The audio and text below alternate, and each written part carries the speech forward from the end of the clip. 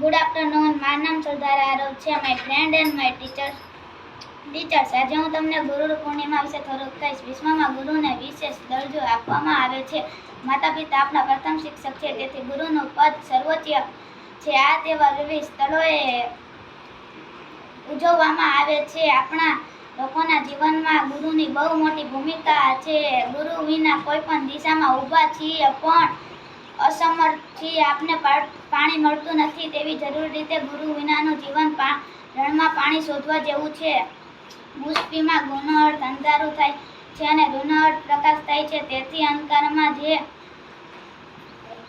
અંજવાળાનો દીવો પ્રગટાવે છે. વિદ્યાર્થીના જીવનમાં ગુરુનું મહત્વ. વિદ્યાર્થીના જીવનમાં શિક્ષકની વિશેષ ભૂમિકા રહેલી હોય છે. ગુરુ વિદ્યાર્થીને દરેક પરિસ્થિતિમાં જીવવાનું અને દરેક મુશ્કેલીમાં રડવાનું શીખવે છે. ઉજવણી. હિન્દુ માન્યતાઓ અનુસાર એવું કહેવાય છે કે ગુરુ પૂર્ણિમાનો તહેવાર અષાઢ મહિનાની ગુરુ પૂર્ણિમાના દિવસે ઉજવવામાં આવે છે.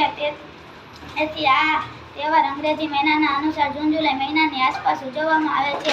તેથી આ તહેવાર પ્રાચીન સમયથી ઉજવવામાં આવે છે. Thank you.